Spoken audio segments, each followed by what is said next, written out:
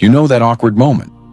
Someone walks up to you, huge smile, clearly excited to see you, and your brain just blanks. You know their face.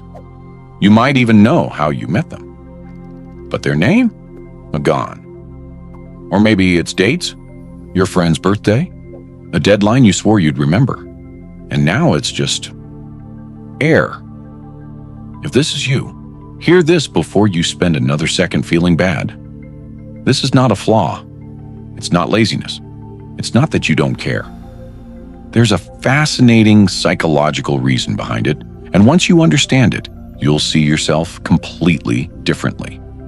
Most people treat memory like a filing cabinet. You put something in, it stays there. But that's not how it works. Memory is selective by design. Your brain constantly decides what's worth keeping based on one thing, meaning. The more emotionally or conceptually significant something is, the more likely it gets encoded. This is why you remember how you felt on a big day, but not what you had for lunch 3 weeks ago. Your brain decided one mattered more, and it was right. A landmark study by psychologists, Craik and Lockhart, introduced the levels of processing theory. The depth at which we process information determines how well we remember it. Shallow processing, just hearing a name once, creates weak memory traces. Deep processing, connecting something to emotion, to a story, creates strong, lasting ones. When you forget a name, it's not because you weren't paying attention. It's because you were too busy actually engaging with the person, reading their energy, listening to what they were saying. To do a memory exercise in the background. That's not absence of mind. That's presence of mind.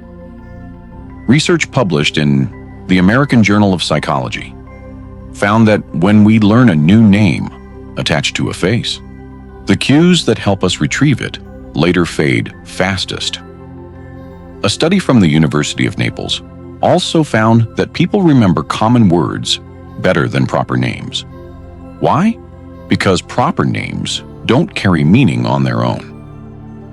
Baker connects to bread, flour. Your brain has a network to grab onto. Mr. Baker? That's just a label. Your brain has nothing to attach it to. There's also transactive memory, a concept developed by psychologist Daniel Wegner. His research found that people in close relationships naturally offload information to each other, a cognitive division of labor. In the modern age, we've extended that to our phones. We offload names, dates, appointments to external systems. People who do this aren't forgetting more. They're just storing differently. Here's where it gets really interesting. The research out of the University of Toronto, published in the journal Neuron, argued that forgetting is not a memory failure. It's an active, intelligent process. The hippocampus clears out information that's no longer useful, so your brain stays flexible. The brains that forget more efficiently are often the brains that think more clearly. Forgetting isn't the opposite of intelligence. In some cases, it's a sign of it. Dr. Lisa Geneva explains that working memory, the kind that holds a new name or date, is only meant to last about 15 to 30 seconds. Think about the people you know who forget names constantly. Chances are, they're the same people who remember ideas, who remember how a book made them feel, even if they can't tell you the title. That's not a coincidence. Their brains have a preference, not a defect. They naturally encode meaning over data, feeling over fact, concept over detail. Research has linked a strong tendency toward abstract thinking with lower recall of specific details like names and dates. People who score high in openness to experience live in the world of ideas, patterns, and possibilities. They're not absent. They're just tuned to a different frequency.